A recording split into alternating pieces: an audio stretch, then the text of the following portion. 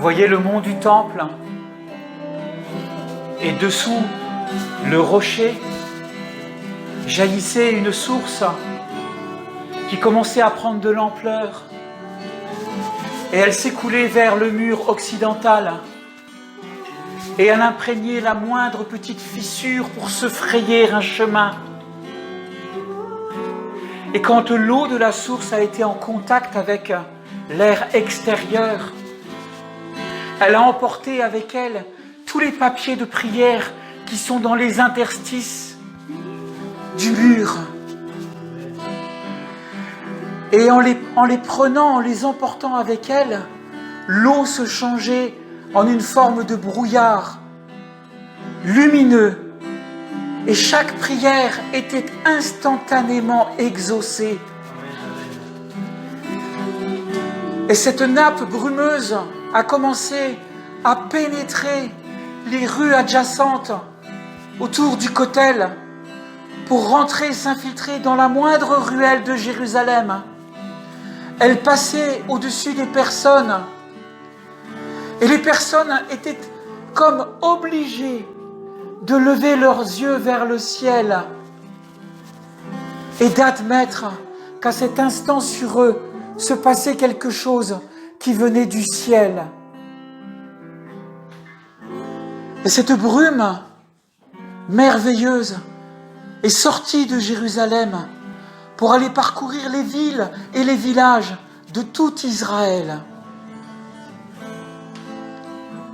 Et le peuple avait comme le secret souvenir de la nuée que leur père avait vécu au désert. Et ils ressentaient la présence de Dieu sur eux comme jamais auparavant. Et ils étaient unis aux générations millénaires qui les avaient précédés. Ils vivaient une présence divine qui les couvrait. Le Saint-Esprit les couvrait. Il faisait comme un propitiatoire sur chacun d'eux. Et leurs péchés étaient à l'instant pardonnés. Et le peuple entier était purifié par cette grâce qui sortait du mont du temple et qui couvrait les anciens jusqu'aux nourrissons, du plus vieux jusqu'au plus jeune. Aucun n'y échappait.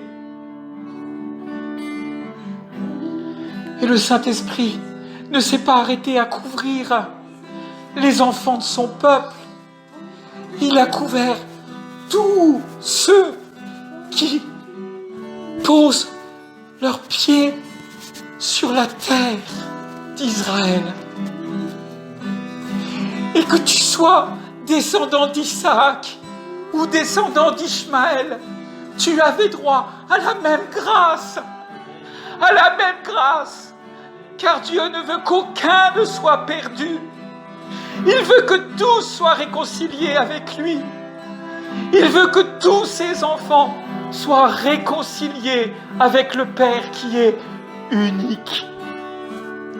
Unique.